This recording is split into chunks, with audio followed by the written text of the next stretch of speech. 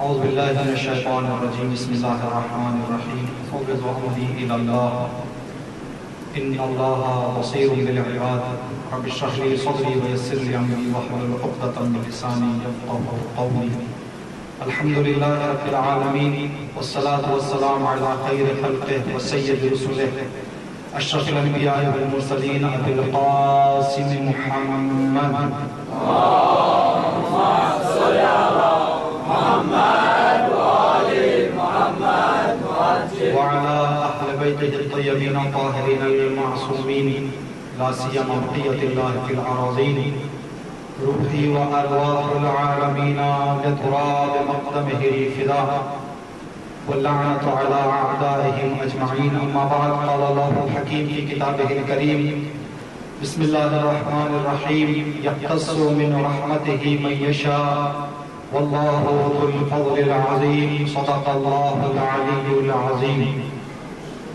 ماہ مبارک رمضان میں جو عبادتیں اطاعتیں ہم نے بارگاہ پروردگار عالم میں انجام دی ہیں، جو قراتیں ہم نے بارگاہ خدا میں انجام دی ہیں، ان کی قبولیت کے لیے بچے ہوئے ایام میں گزشتہ ایام سے بہتر رحمت پروردگار کو حاصل کرنے کے لیے زندگی کے آخری سانس تک اسی طرح عبادت و اطاعت پروردگار میں زندگی بسر کرنے کے لیے مرحبا و صلوات پڑھتے محمد و آل محمد اللہم صل علی محمد و آل محمد وعجل فرج. اس مجلس کی اور بھر کے فداکاری جناب خدیجہ سلام اللہ علیہا ماہ مبارک رمضان اور آنے والے شبوں شبائے قدر میں مانگی جانے والی تمام دعاؤں کی استجابت کے لیے مرتبہ بلند آواز سے صلوات پڑھتے محمد و آل محمد اللہم صل علی محمد و آل محمد وعجل فرج. مجلس اعزا کے سلسلے مناسبت وفات ام المؤمنین کائنات کی پہلی مؤمنہ اسلام کی مادر فاطمہ ہمدم رسول ہمدرد رسول مونس رسول حامی رسول حضرت خدیجہ الکبریٰ سلام اللہ علیہا کی مناسبت سے ہے. صلوات پڑھتے محمد و آل محمد.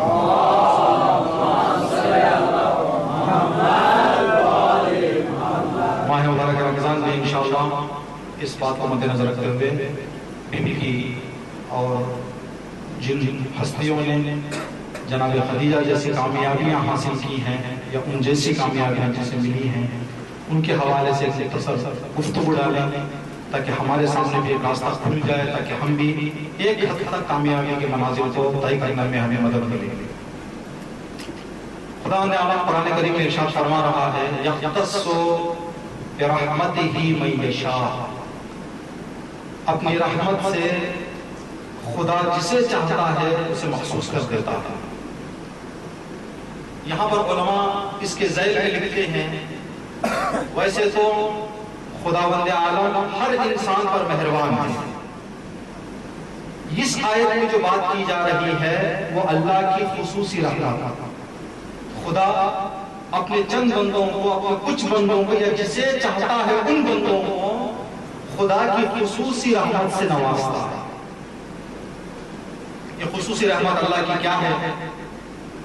حضرت آدم کے زمانے سے لے کر اس زمانے تک، آج سے لے کر قیامت تک، ہر زمانے میں کچھ ایسے لوگ گزرے ہیں، موجود ہیں، گزریں گے جو اپنے زمانے کے لوگوں کے درمیان ایمانی اعتبار سے، اخلاقی اعتبار سے، عرفانی اعتبار سے، روحانی اعتبار سے، معنوی اعتبار سے اپنے زمانے کے لوگوں سے آگے بڑھ جاتے ہیں. یہ ہر زمانے میں ہیں آج بھی اور قیامت تک بھی یہ سلسلہ چلتا رہے گا. یعنی اپنے زمانے کے لوگوں میں وہ لوگ معنوی اعتبار سے، ایمانی اعتبار سے کچھ بلند ہو جاتے ہیں، کچھ اوپر چلے جاتے ہیں، بڑا مقام پا لیتے ہیں. اس بڑے مقام کے پانے میں کے بعد جو کارنامے وہ انجام دیتے ہیں، وہ کارنامے دوسرے لوگوں کی سمجھ میں آئے ہوتے ہیں، یا جو باتیں ان کے حوالے سے ہمیں سننے کو ملتی ہیں، معمولی لوگوں کو، دوسرے لوگوں کو وہ باتیں سمجھنے میں مشکل ہوتی ہے، پانے کی بات تو دور. اس کی مثال کیا ہے؟ کل امام خمینی رحمۃ اللہ علیہ کی برسی کا دن تھا، تو اس حوالے سے آج کے زمانے کی مثال جو ہم سب جو موجود ہیں، آج کے زمانے کی امام خمینی کی شخصیت کے بارے میں مختصر بات ڈالیں روشنی، کہ کس طرح امام خمینی اپنے زمانے کے لوگوں کے درمیان سے عرفانی اور ایمانی اعتبار سے الگ ہو گئے، آگے بڑھ گئے. امام خمینی ایران کو آنے سے پہلے جو آخری ملک جس ملک میں امام خمینی تھے، فرانس سے امام خمینی ایران واپس آ رہے تھے انقلاب کے لیے. ایک تاریخ انہوں نے اعلان کی کہ اس تاریخ کو میں ایران واپس جا رہا ہوں. جس تاریخ کو انہوں نے اعلان کیا، ایران میں شاہی حکومت نے ایئرپورٹ کو بند کر دیا، ایئرپورٹ کے اطراف ملٹری لگا دی، شہر میں کرفیو لگا دی. یہ اطلاع امام خمینی کو ملی کہ آقا آپ جو کہہ رہے تھے کہ ہم جائیں گے ایران کو، اب فی الحال ماحول ایسے ہے، آپ تھوڑا سامنے لے کے چلے جائیں، جانے کی تاریخ کو سامنے لے کے چلے جائیں. تو انہوں نے فرمایا تھا امام خمینی نے، جو جملہ، جو بات، جو تاریخ، جو وقت میں نے بتا دیا، اس وقت پہ مجھے نکلنا تھا. آقا وہاں پر ایئرپورٹ بند ہے، سیکورٹی ہے، کرفیو ہے. جب اطراف رہنے والے امام خمینی کے اصرار کرنے لگے تو امام خمینی نے ایک جملہ کہا کہ اگر میری زبان سے یہ جملہ میں تمہارے لیے کہتا تو شک کی گنجائش تھی، جس نے مجھے کہا ہے اس کے بعد میں شک کی گنجائش نہیں ہے. یعنی مجھے کہیں سے خبر ملی ہے، اس کی بات جھوٹی نہیں ہو سکتی. امام زمانہ چلو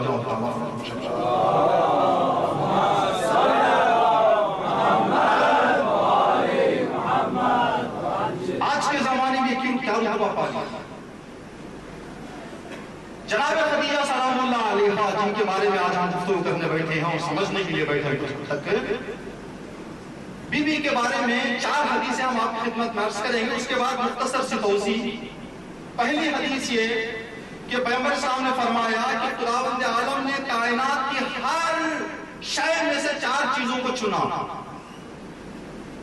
4 چیزوں کو چنا. کائنات کی عورتوں میں سے خدا نے 4 عورتوں کو انتخاب کیا، آسیہ، مریم، خدیجہ، فاطمہ سلام اللہ علیہ اجمعین. یہ ایک حدیث. تو جناب خدیجہ کو خدا نے چن لیا. دوسری روایت اماموں سے ہے، پیغمبر اسلام سے، کہ دنیا کی ساری عورتیں جنت کے انتظار میں ہیں، جنت 4 عورتوں کا راستہ دیکھ رہی ہے، آسیہ، مریم، خدیجہ، فاطمہ. یہ 2 حدیثیں. ان حدیثوں میں جناب خدیجہ کے ساتھ دوسری خواتین مشترک. تیسری حدیث پیغمبر اسلام کی، یا خدیجہ ان اللہ عز وجل یباہی بک کرام الملائکہ فی کل یوم مرارا. اے خدیجہ، خداوند عالم عرش پر اپنے چنندہ فرشتوں کے سامنے تمہارا نام لے کر فخر کرتا ہے دن میں کئی مرتبہ. تمہارا کارنامہ، تمہارا ایمان، تمہارا جذبہ، تمہارا کردار دیکھ کے خدا اپنے ملائکہ کے سامنے کہتا ہے کہ کیا انسان، کیا مومن ہے. دن میں کئی مرتبہ خدا فخر کرتا ہے کہ میرا ایسے ہی دنیا میں جو اس طرح مجھے مانگتے ہیں. یہ تیسری حدیث. چوتھی حدیث پیغمبر اسلام حضرت محمد مصطفیٰ صلی اللہ علیہ وآلہ وسلم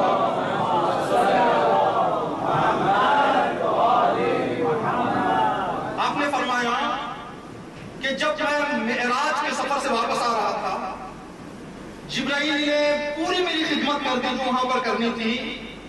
واپس نکلتے ہوئے میں نے جبرائیل سے پوچھا، یا جبرائیل هل لک من حاجت، جبرائیل کوئی ضرورت ہے، کوئی کام ہے تمہارا تو انجام دو.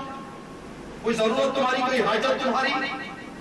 جبرائیل نے کہا یا رسول اللہ جب زمین پر جا رہے ہیں، حاجتی ان تقرأ من اللہ و منی لخدیجہ السلام، اے رسول اللہ میری حاجت، میری خواہش یہ ہے اتنی زحمت کر دیجئے گا جب زمین پر جائیں تو اللہ کا اور میرا سلام خدیجہ کو سنا دیجیے۔ یہ کیا مقام ہے، کیا مرتبہ ہے؟ تو جناب خدیجہ سلام اللہ علیہ یا دوسرا ہر کوئی انسان جو اس طرح بڑھ جاتا ہے، اس کے بڑھ جانے کی علت کیا ہے؟ کیوں یہ بڑھ جاتے ہیں؟ جناب خدیجہ ہی کو یہ مقام کیوں حاصل ہوا اس زمانے کے عورتوں میں؟ اگر اس کے جواب میں ہم تھوڑا فکر کریں تو دو تین جواب ہمارے ذہن میں آئیں گے۔ پہلا جواب یہ کہ خدا کی مرضی خدا نے چن لیا۔ اگر ہم اس جواب کو مانیں تو نہ جناب خدیجہ کے لیے فضیلت ہے، نہ دوسروں کے لیے شرمندگی ہے۔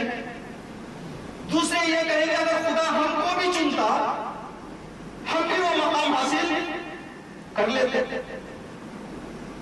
تو خدا کیسا کام کرے گا؟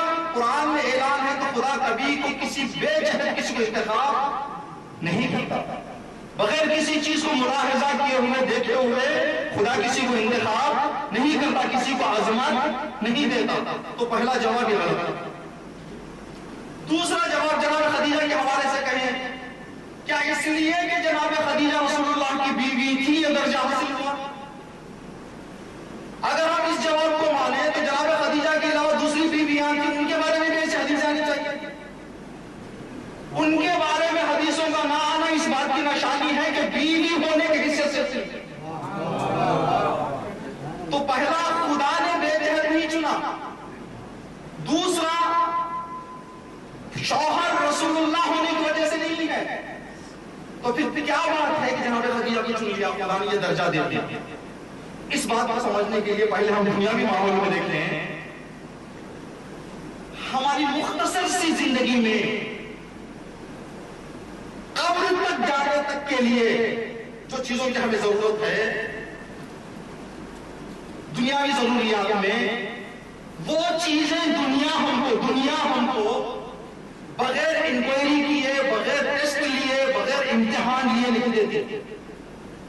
ایک پاسپورٹ لینے کے لیے پاسپورٹ آفس میں چلے جائیں، جب تک انکوائری نہیں کرتے، تحقیق نہیں کرتے، ہمیں پاسپورٹ کھول دیتے۔ ایک ڈرائیونگ لائسنس لینے کے لیے چلے جائیں، جب تک وہ ٹیسٹ نہیں کر لیتے لائسنس ہمارے ہاتھ میں نہیں دیتے۔ کوئی بھی سند لینے جائیں، جب تک ہمارا امتحان نہیں لے لیتے اس وقت تک نہیں۔ جب دنیا کے رتبے بغیر آزمائے نہیں ملتے تو وہاں کے رتبے کہاں سے؟ تو یہ نہیں ملتے۔ تو اس کا مطلب خدا نے بھی دیا ہے، تو اس کا مطلب جناب خدیجہ نے کچھ دکھایا ہے، جس کے نتیجے میں اللہ نے یہ درجے جناب خدیجہ کو دیا۔ اور ہر زمانے میں جو بھی درجات بلند حاصل کیا، انہوں نے کچھ خداوند عالم کے فیوزات کو حاصل کرنے کے لیے، عنایات کو حاصل کرنے کے لیے انسان کو قابلیت، وہ آمادگی، وہ تیاری بتائے، دکھائے خدا کو، تو خدا اس کو اٹھا لیتا ہے، چن لیتا ہے۔ مشہور کہاوت ہے فارسی میں کہ بدون رنج گنج حاصل نمیشور، بغیر محنت کیے کچھ ملنے والا نہیں ہے۔ یہ اور بات ہے کہ جتنی آدمی محنت زیادہ کرتا ہے اتنا اس کو ترقی اور کامیابی ملتی جاتی ہے۔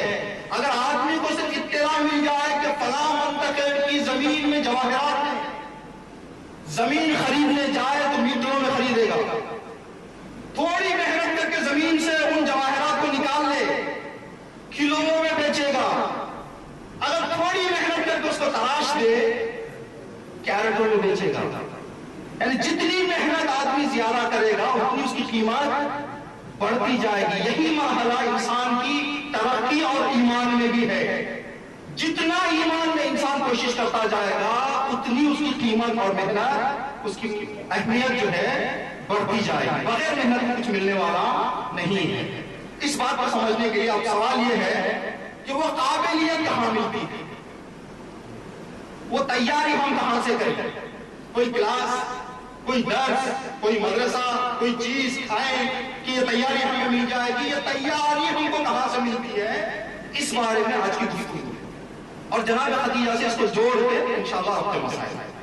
اس سے پہلے کہ اس بات پہ غور کریں، ہم داخل ہوں، ایک مختصر سا کہ انسان جب تک کوشش نہیں کرے گا، جب تک محنت نہیں کرے گا، اس وقت ملنے والا کوئی چیز اس کو نہیں۔ کہتے ہیں کہ انسان جو ٹیٹو لگاتے ہیں، ٹیٹو دوسروں کے بدن پر دیکھا تو اس کو اچھا لگ گیا، تو اس نے کہا کہ اپنے بدن پہ بھی ایک ٹیٹو لگوا لیتے ہیں۔ جانے کے بعد اس آدمی سے جا کے کہا کہ میں پہلوان ہوں، میں شجاع ہوں، تو میرے کاندھے پر ایک شیر کا ٹیٹو لگاؤ، شیر کی تصویر لگاؤ۔ تو اس نے کہا ٹھیک ہے، لیٹ جاؤ آپ۔ جب وہ لیٹ گیا تو پہلے مارک لگایا اس نے، پھر اس کے بعد جو رنگ ڈالنا ہوتا ہے بدن کے اندر، جلد کے اندر، سکن کے اندر، تو اس نے سوئی چبھائی اندر رنگ کرنے کی۔ جیسے درد احساس ہوا اسے تو کہا کیا اتار رہے ہو، شیر کی کیا اتار رہے ہو؟ تو کہا دم نہیں چاہیے، دوسرا کچھ اتارتا۔ اوپر تھوڑا لے کے گیا، وہاں پر سوئی ڈالا، تو پھر درد کا بال، شیر کے بال کا بال بھی نہیں چاہیے، آگے جاؤ۔ آگے گیا، سامنے سوئی چبھایا تو کہا چہرہ، کہا چہرہ بھی نہیں چاہیے۔ اس نے کہا اٹھ کے گھر کو جائیے، کون سا شیر ہے جس کی نہ چہرہ ہو، نہ دم ہو، نہ بال؟ جب تک درد نہیں سہے گا انسان، جب تک تکلیف نہیں اٹھائے گا انسان، جب تک محنت نہیں کرے گا انسان، اس وقت کوئی چیز اس کو ملنے والی نہیں ہے۔ تو یہ کہاں سے ملتی ہے یہ چیز ہم کو؟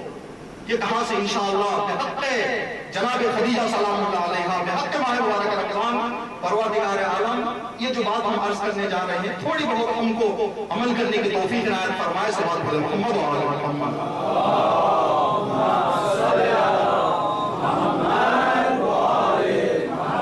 سوال یہ ہے کہ خدا رب عالم کسی کو درجہ یا مقام دیتا ہے تو قابلیت اور لیاقت دیکھ کر دیتا ہے۔ اب یہ قابلیت اور لیاقت کہاں ملتی ہے؟ یہ سوال اور اس کا جواب۔ عزیزان گرامی، انسان جب اس دنیا میں آتا ہے تو انسان کے ساتھ چاہتے ساتھ لے کر آتا ہے۔ آدمی، انسان چاہتوں کو ساتھ لے کر آتا ہے۔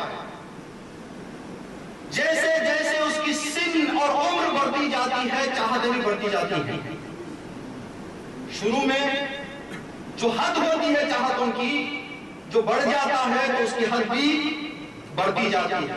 دنیا میں آیا، آنکھ کھولا تو تنہا چیز جس کی سے چاہت ہے وہ یہ کہ پیٹ بھر کے اس کو دودھ مل گیا۔ تھوڑا بڑا ہوا، اب دودھ کے ساتھ چاہتا ہے کہ ماں باپ، رشتہ دار بھی اس کو محبت کریں۔ ماں کی ایک نگاہ سے خوش ہو جاتا ہے، ایک نگاہ سے رو دیتا ہے۔ کیوں؟ اس لیے کہ چاہتا ہے کہ وہ مجھے چاہنے لگے۔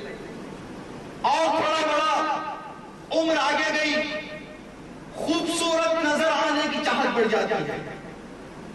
13-14 سال کے جب بچے ہو جاتے ہیں، اس سے پہلے ماں باپ دکان سے جو کپڑے لے کر گئے پہن لیے، بچے لے جا کے نائی کے سامنے بٹھوا دیا، جیسی چاہے ہم نے ان کے بال کٹوا دیے، بچوں نے کاٹ لیے۔ لیکن 14 سال کے بعد جا کے بچے کھڑے ہیں بیٹھ کے کہ ہم کو ایسے ایسے یہ کپڑا چاہیے۔ یہ جو خوبصورت نظر آنے کی چاہت بڑھ گئی۔ جیسے جیسے عمر بڑھتی جاتی ہے، چاہتیں بڑھتی جاتی ہیں۔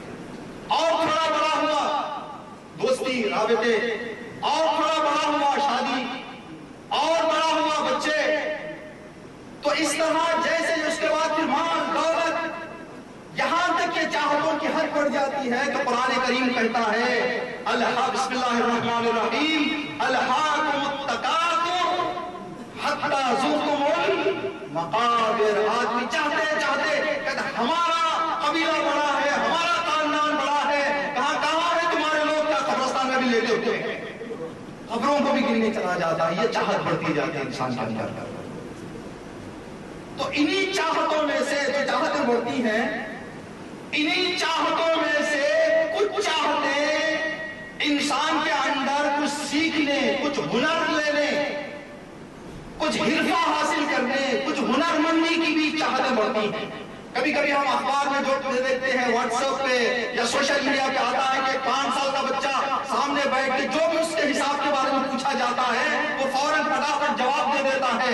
یہ کیسے ٹیلنٹ آ گیا اس بچے میں؟ تو یہاں پر علماء بتاتے ہیں، سائنسدان بتاتے ہیں، جب انسان دوسری چاہتوں پر کم توجہ کر کے ان چاہتوں کو بڑھاتا ہے تو یہ پروان چڑھ جاتا ہے.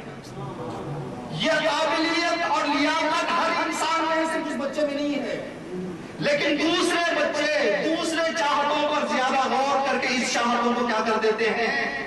دبا دیتے ہیں، کم کر دیتے ہیں. کم کرنے کی وجہ سے معمولی سے کیا کام کرتے جائیں گے، لیکن ایسے کام جو دنیا میں نظر آئے ایسے کام کر نہیں پاتے. انہی چاہتوں میں سے کچھ چاہتیں ایمان، عمل صالح، اچھے بننے کی، یہ بھی چاہتے انسان کے دل میں آتی ہیں. اگر انسان اپنی چاہتوں پر جہاں کنٹرول کرنا ہے وہاں کنٹرول کر لے تو آدمی ایک حد تک آگے جاتا ہے. اگر کنٹرول نہ کرے تو ساتویں امام موسیٰ کاظم علیہ السلام نے فرمایا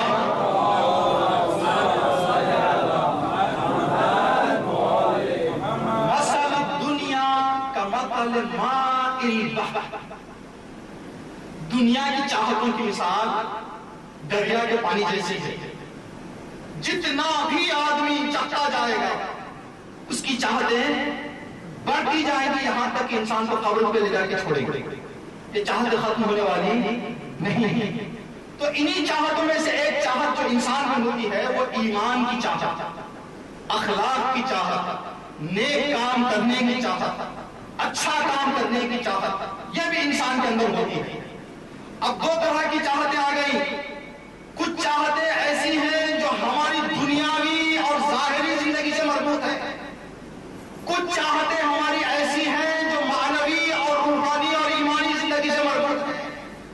اب ان دونوں چاہتوں میں انسان اگر اس چاہت کو دبائے گا تو یہ چاہت اوپر اٹھے گی، یہ اوپر آ جائے گی. اگر اس چاہت کو اوپر لے کے جائے گا تو یہ چاہت نیچے آ جائے گی. جو لوگ دنیاوی چاہتوں کو کم توجہ کرتے ہیں وہ اوپر چلے جاتے ہیں، جو لوگ دنیاوی چاہتوں پر زیادہ غور کرتے ہیں وہ زمین پہ ہی رہ جاتے ہیں. اس کی ظاہری اور سادی مثال، فلائٹ جتنی بھی تیزی سے جائے جب تک وہ زمین نہیں چھوڑے گی اوپر ہوا میں تیزی سے نہیں جا سکتی. جب تک زمین سے ملی رہے گی ہماری نمازیں، ہماری عبادتیں، ہمارے روزے، جب تک ہم اس کو زمینی تعلقات سے جدا نہ کر لیں ترقی پانے والے نہیں ہیں. اگر ہم نماز پڑھ رہے ہیں دنیاوی مصلحتوں کے لیے، روزہ رکھ رہے ہیں دنیاوی مصلحتوں کے لیے، کوئی بھی نیک کام انجام دے رہے ہیں دنیاوی مصلحتوں کے لیے، تو یہ کام ایسے ہیں جو انسان کو اوپر لے جانے والے ہیں. لیکن مجبوری یہ ہے کہ ابھی زمین چھوڑا نہیں ہے آدمی، لیکن جب زمین چھوڑے گا تب جا کر پھر آدمی آسمانوں میں اڑے گا. تو جناب جو بھی انسان اپنے زمانے میں ترقی پایا ہے اور خدا نے ان پر عنایت کی ہے، اس کی ایک وجہ یہ ہے کہ انہوں نے دنیاوی چاہتوں پر کم توجہ کی، ایمانی اور روحانی توجہ اور چاہتوں پر زیادہ انہوں نے دھیان دیا. حدیث میں ہے من اخلص للہ 40 یوما فجاہ اللہ ینابی الحکمت من قلبہ الی لسانہ. جو آدمی 40 دن تک ہر کام صرف خدا کے لیے کرے، کھائے خدا کے لیے، سوئے خدا کے لیے، اٹھے خدا کے لیے، کمائے خدا کے لیے، کام کرے خدا کے لیے، ہر کام خدا کے لیے کرے، صرف خدا کے لیے، تو اس کے اندر اثر یہ آ جاتا ہے کہ وہ زمین چھوڑ کر اتنا اوپر چلا جاتا ہے کہ اب اس کے دل سے ایسے جملات نکلنے لگیں گے جس کو دنیا والے سمجھ نہیں پائیں گے. یفجر اللہ ینابیع الحکمہ، حکمت اور علم کے چشمے اس کے دل سے پھوٹ کر زبان پر نکلیں گے. یہ کب ہے؟ جب انسان دنیا کی چاہتوں کو کم کرے. عزیزان گرامی، جناب خدیجہ سلام اللہ علیہا جو کارنامہ آپ نے انجام دیا، اس کارنامے میں یہ درجات پانے کی سب سے بڑی ایک علت یہ ہے کہ آپ نے دنیاوی چاہتوں کو ضرورت تک رکھا، آخرتی چاہتوں کو پروان چڑھایا. جب آخرتی چاہتوں کو انسان بڑھاتا ہے تو خدا کہہ رہا ہے قرآن کریم میں من جاہد فینا لنہدینہم سبلنا، جو ہمارے راستے میں آگے بڑھتے ہیں ہم ان کو راستے بتاتے جاتے ہیں. تو جناب خدیجہ یا ہر انسان جو نیک راستے پر قدم رکھتا ہے اور دنیا کے لوگوں سے الگ ہو جاتا ہے، اس کی وجہ یہ ہے کہ دنیاوی چاہتوں میں انہوں نے دنیاوی چاہتوں پر کم اور ایمانی، روحانی، عرفانی، معنوی چاہتوں کو زیادہ انہوں نے توجہ کی. چند مثالیں جناب خدیجہ سلام اللہ علیہ کے حوالے سے. کیا مرتبہ تھا جناب خدیجہ کا اور کیا مقام پایا ہے جو مقام پایا جناب خدیجہ. آپ حضرات سب جناب شقیقہ کا واقعہ جانتے ہیں، سنا ہے آپ. ساتویں امام موسیٰ کاظم علیہ السلام کے زمانے میں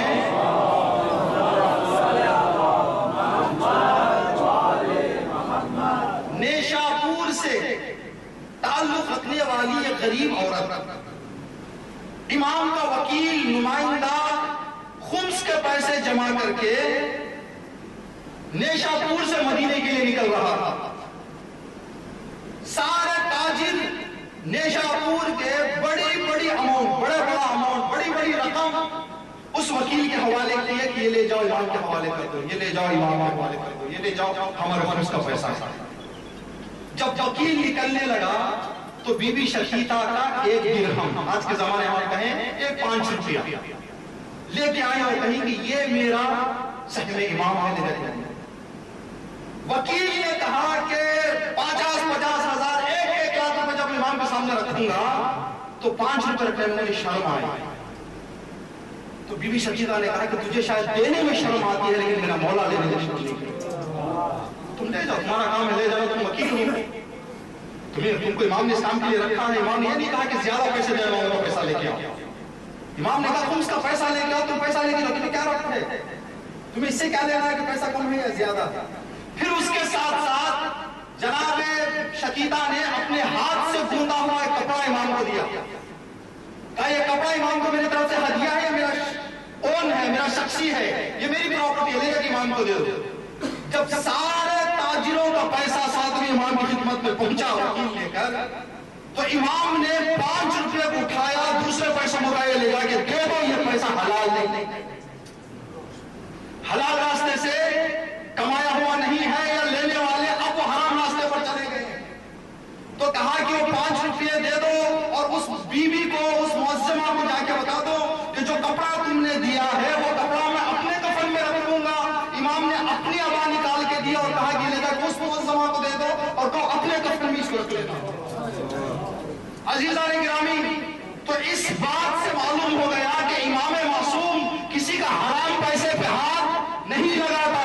جناب خدیجہ کے پیسوں کی طہارت کا اندازہ لگتا ہے.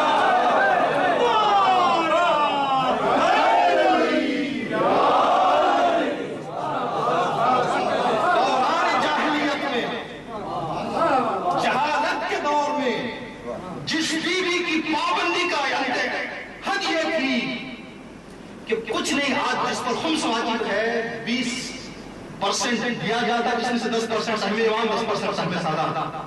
دنیا والوں کا پیسہ خدا 20% لیتا ہے، خدیجہ کا پورا پیسہ لیا خدا.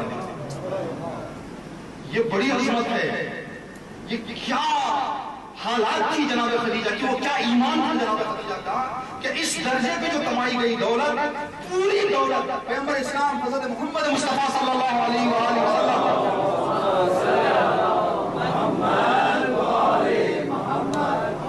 جناب خدیجہ کے مال کے بارے میں فرماتے ہیں کہ خدا کے بعد مجھے دنیا میں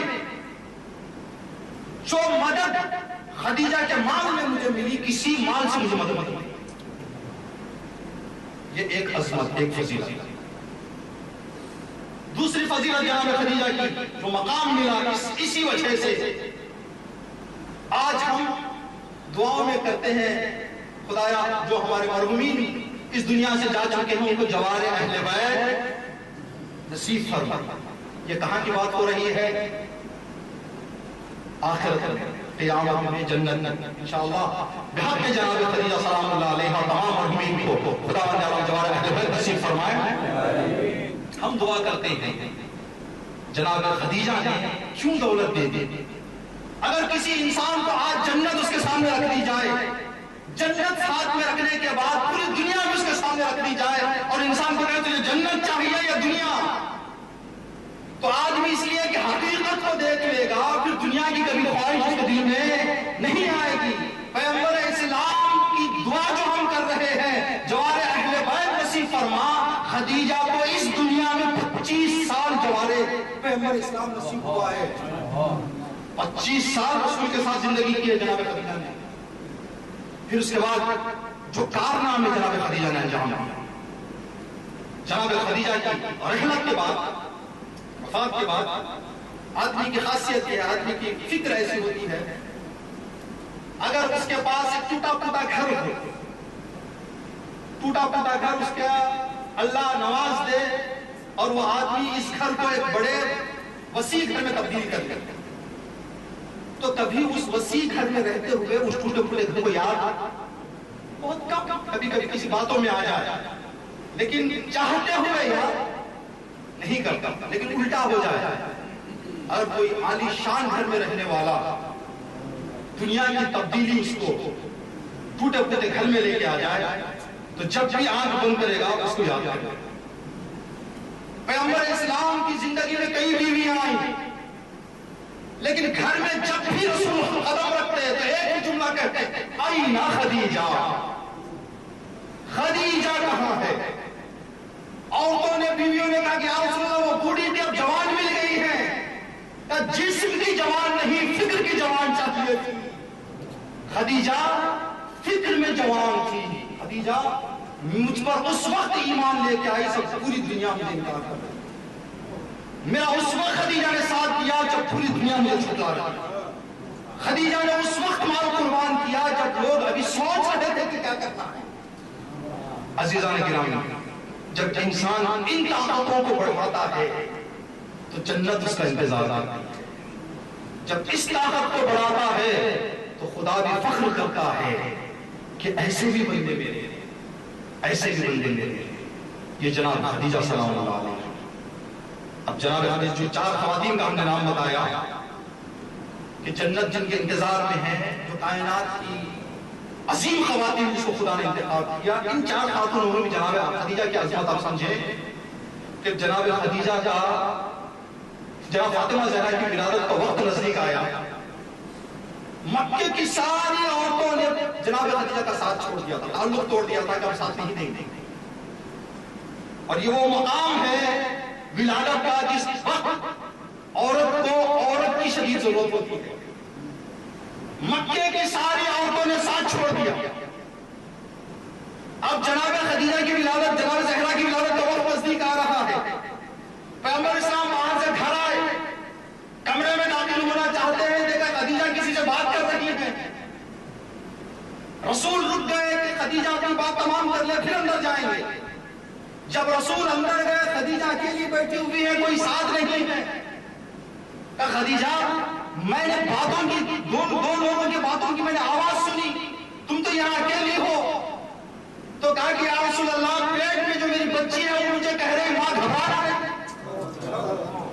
ماں گھبرانا نہیں. سیدۃ النساء العالمین، کائنات کی سیدہ جب ولادت پانے لگی تو مریم اور آسیہ آئی مدد کرنے کے لیے.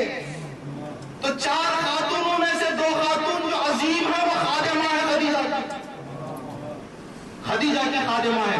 تو جناب خدیجہ کی اس واقعے نے بتا دیا کہ خدیجہ دنیا میں رہتے ہوئے اس لائق بن گئی تھی کہ دنیا والوں کی خدمت کرنے کی طاقت ہی نہیں تھی. خدیجہ وہاں کی ہو گئی تھی. روح مطہر جناب خدیجہ الکبریٰ بآواز بلند سلوات اللہم صلی علی محمد وآل محمد. یہ عرفان، یہ پہچان خدا ہم سب کو نصیب فرمائے. جناب خدیجہ آخری وقت ہے آپ کا، جو مرتبہ آپ نے پایا اپنے مسائل کے لیے اس بات کو سنیا. جناب خدیجہ رو رہی ہے، فاطمہ زہرا قریب ہے، اماں کیا وجہ ہے، کیا بات ہے؟ کہا کہ بیٹی ابھی میری موت کا وقت نزدیک آ رہا ہے، مجھے نہیں معلوم کہ میرا اللہ مجھ سے راضی ہے یا نہیں۔ کون کہہ رہی ہے؟ کائنات کی سب سے پہلی مومنہ جس کے بارے میں پیغمبر اسلام نے یہ روایت فرمائی، لا قام ولا استقام دین محمد الا بسیف علی و مال خدیجہ۔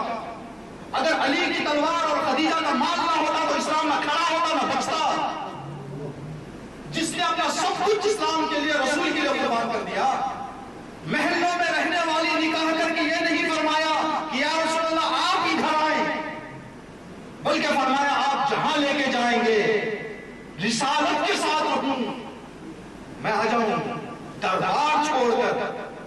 کتابوں میں لکھا گیا ہے کئی دور سے جب مکے میں داخل ہونے والے دور کئی کلومیٹر دور ہوتے اور نگاہ پڑتی مدینے مکے پہ تو پہچان جاتے تھے کہ جناب خدیجہ کا محلہ کہاں ہے۔ اتنے خادم کھڑے ہوتے تھے۔ اب اتنی عظیم خاتون زمین پر بوریاں بچھا کر بیٹھنے کے لیے تیار ہو۔ اب اتنی بڑی قربانی دینے والی معظمہ آخری وقت میں یہ سوچ کر رو رہی ہے پتہ نہیں میرا اللہ مجھ سے راضی بھی ہے یا نہیں، مجھے ڈر لگ رہا ہے۔ کہا ماں اب کیا چاہتی ہے؟ کہا فاطمہ میں نے بہت چاہا کہ رسول اللہ سے بات ذکر کروں لیکن مجھے شرم آئی۔ تم جاؤ بابا سے کہو کہ اپنی ردا میرے کفن میں رکھ دے تاکہ اس طریقے سے فشار قبر سے میں بچ جاؤں۔ اس دنیا کی بات کوئی آسان بات نہیں ہے۔ مولا کائنات جس چیز کو سوچ سوچ کر بولتے تھے اس بات اس دنیا۔ امام حسن آخری وقت زہر کھا کر جب تڑپ رہے تھے رو رہے تھے، امام حسن قریب پہنچے، کہا بھیا کیا سینے میں زیادہ تکلیف ہے؟ کہا بھیا حسین سینے کی تکلیف نہیں، اب جو دنیا شروع ہونے والی ہے اس کی شدت کو دیکھ کر ابھی جو دنیا شروع ہونے والی ہے اس کے لیے تیار ہوں یا نہیں؟ اللہ میرا جانتا ہے۔ یہ عظیم معجزہ جناب خدیجہ صلی اللہ علیہ وسلم بڑی عظیم خاتون اور بڑی عظیم بی بی جس کی بہت بڑی فضیلت یہ ہے کہ 11 اماموں کی ماں کی ماں خدیجہ صلی اللہ علیہ وسلم۔ خدیجہ کا جناب بی بی خدیجہ آخری حالت اعتذار میں ہوئی۔ بڑی ظاہری بات ہے یہ کہ جو البتہ ہم جناب فاطمہ زہرا کے بارے میں یہ بات نہیں کر سکتے، درد جو بچوں کے لیے ہوتا ہے۔ پیغمبر اسلام جب ان کے فرزند کا انتقال ہوا لوگوں نے آ کے کہا کہ یا رسول اللہ آپ رو رہے ہیں جب ہمارے بچے مرتے ہیں تو آپ کہتے ہیں صبر کرو صبر کرو، اب جب آپ کا بچہ مر گیا تو آپ رو رہے ہیں پھر ہمیں کیوں صبر کی تلقین دیتے ہیں؟ تو پیغمبر اسلام نے فرمایا تلقین صبر کرنا شرعی وظیفہ ہے، اخلاقی وظیفہ ہے، لیکن بیٹے کے مرنے پر باپ کا جگر ہے، کچھ نہیں کر سکتا۔ باپ کا جگر ہے، باپ آنکھوں سے ہاتھ سنانے کے لیے کوئی نہیں سکتا۔ کچھ ایسے دردیلے ماحول ہوتے ہیں جو ہر انسان کو تڑپا دیتے ہیں۔ جناب خدیجہ کے احتضار عالم احتضار میں آخری لمحات گزر رہے ہیں، پیغمبر اسلام نے اسماء کو بلایا اور کہا اسماء فاطمہ کو فاطمہ بنت اسد کے حوالے کرو۔ یا رسول اللہ کیا بات ہے؟ کہا فاطمہ ماں کی روح نکلتے ہوئے نہیں دیکھ پائے گی، ماں کی جدائی فاطمہ برداشت نہیں کریں گے، جاؤ فاطمہ کو فاطمہ بنت اسد کے حوالے کرو، ابو طالب کے گھر چھوڑ کے آؤ۔ ادھر فاطمہ زہرا کو فاطمہ بنت اسد کے گھر جناب اسماء پہنچائی، واپس آئی تو جناب خدیجہ نے اسماء کو بلایا، اسماء فاطمہ کہاں ہے؟ کبھی بھی رسول اسلام نے فرمایا کہ فاطمہ بنت اسد کا گھر چھوڑ کے آؤں، میں چھوڑ کے آ گئی۔ کہا اسماء اچھا قریب آؤ۔ قریب آنے کے بعد ہاتھ پکڑا جناب اسماء کا اور کہا اسماء میری بیٹی تنہا ہے، چھوڑ دی ہے۔ اسماء یہ احسان خدیجہ کی یہ کر دو، جب بچی دلہن بن کے شوہر کے گھر جاتی ہے تو ماں کو بہت یاد کرتی ہے. اسماء اس وقت میری کمی کا احساس فاطمہ کو ہونے لگا. اسماء اس وقت ماں نہیں کہا بی بی میں آپ سے وعدہ کرتی ہوں. ادھر اسماء دور ہوئی، رسول اسلام جناب خدیجہ کے قریب پہنچے، حالت دیکھ رہے ہیں جناب خدیجہ کی. اسی اثناء میں جبرائیل امین تشریف لائے. جبرائیل تشریف لائے. جب جبرائیل آئے، یا رسول اللہ، اللہ نے خدیجہ کو سلام سنایا. جناب خدیجہ نے جواب سلام دیا. 5 کفن جناب خدیجہ کے سامنے اور رسول اسلام کے سامنے رکھے کہ خدا کہہ رہا ہے کہ جو کارنامہ خدیجہ نے کیا ہے، جو خدیجہ نے سب کچھ اپنا دین خدا کے راہ میں خرچ کر دیا، تو اللہ اس انعام میں یہ انعام دینا چاہتا ہے اس کے عوض میں کہ خدیجہ کا کفن جنت سے آئے گا دنیا کا نکلیا. یا رسول اللہ، لیکن خدیجہ نے وصیت کر دی ہے کہ آپ کی عبا رکھ دیں، تو پہلے آپ کی عبا رکھیں، اس کے بعد یہ 5 کفن میں سے ایک خدیجہ کے حوالے کر دیں. رسول اسلام نے سوال کر لیا، اے جبرائیل، یہ اور 4 کفن کس کے ہیں؟ تو جبرائیل نے فرمایا، یا رسول اللہ، ایک آپ کا ہے، دوسرا کہا یہ علی کا ہے، تیسرا کہا فاطمہ کا ہے، چوتھا کہا حسن کا ہے، حسین اکیلے رہ گئے. جناب رسول اسلام نے پوچھا کہ اے جبرائیل، کیا میں حسین کا کفن نہیں لایا؟ تو کہا یا رسول اللہ، یہ غربت فاطمہ کے خیال کی ہوگی، یہ پنجابن پاک میں حسین تنہا وہ شہید ہے جس کا کفن کربلا کی ریت کا ہوگا. اجرکم اللہ، خدا کو کوئی غم نہ دے سوائے غم سے شہدا کی. جناب خدیجہ کو رسول اسلام نے دفن کیا. دن گزرتے گئے، فاطمہ زہرا کی رخصتی کا وقت پہنچا. پیغمبر اسلام نے اعلان کیا کہ کوئی عورت نزدیک نہ رکھے، سب چلی جائیں. جب رسول فاطمہ سے کچھ گفتگو کرنے کے لیے قریب پہنچے، دیکھا اسماء کھڑی ہوئی ہیں. کہا اسماء، کیا میں نے تم سے نہیں کہا کہ چلی جاؤ؟ کہا یا رسول اللہ، میں تو جانا چاہ رہی تھی، لیکن خدیجہ کی ایک وصیت ہے جس وصیت کو میں پورا کرنے کے لیے کھڑی ہوں. کہا اسماء، کیا وصیت ہے؟ کہا کہ ماں کی یاد بہت آتی ہے، تم ماں بن کے فاطمہ کا ساتھ دینا. خدیجہ کی یاد آئی، رسول نے سر کو جھکایا. خدیجہ، آج تمہاری فاطمہ خوشی کا دن ہے. رسول اسلام نے یہ سنا. کہا اسماء، تم نے یہ سنا؟ کہا ٹھیک ہے. کہا اسماء ٹھیک ہے، تھوڑی دیر کے لیے تم دور چلی جاؤ، پھر میں تم کو بلا لوں گا. فاطمہ، خدیجہ کی وصیت پوری کرنا. جناب اسماء دور گئی، مولا کائنات کو بلایا، علی قریب آ جاؤ. جب مولا کائنات قریب آئے، فاطمہ کا ہاتھ مولا کائنات کے ہاتھ میں دیا. یہ نہیں کہا میری بیٹی ہے، یہ نہیں کہا خدیجہ کی بیٹی ہے. کہا یا علی، ہذہ امانت اللہ. علی، میں امانت خدا تمہارے حوالے کر رہا ہوں، اس کا خیال کرنا. دین کہتا ہے امانت کی 2 شرطیں ہیں. جس سے امانت لی جاتی ہے، امانت اسی کو واپس کرنا ہے. جیسی لی جاتی ہے ویسی ہی واپس کرنا پڑتا ہے. لیکن علی کی غربت کیا رہی؟ کچھ سال گزرے، قبر کے قریب پہنچے گا. یا رسول اللہ، میں معافی چاہتا ہوں، جو امانت آپ نے میرے حوالے کی میں آپ کو تو دے رہا ہوں، لیکن دنیا نے فصلیاں چور کر دی. چلتا دروازہ خدیجہ کی دختر پر گرا دیا. اللہ لعنت اللہ علی القوم الظالمین. سیعلم الذین ظلموا أَيَّ منقلب ينقلبون. بار اللہ پروردگار کا واسطہ محمد و آل محمد کا ہمارے اس مختصر سی عبادت کو قبول فرما. پروردگار بحق انفاق ایمان معنویت جناب خدیجہ سلام اللہ علیہ اس ماہ مبارک رمضان سے بہترین فائدہ اٹھانے کی ہم سب کو توفیق عنایت فرما. پروردگار جہاں کہیں پہلے بیت کے چاہنے والے ان کی جان و مال و عزت و حفاظت فرما. پروردگار کائنات کی تمام مشکلات کا حل امام زمانہ کے ظہور میں تعجیل فرما. ہم سب سے ایمان کے خاص اعزان و انصار میں شمار فرما. ماتم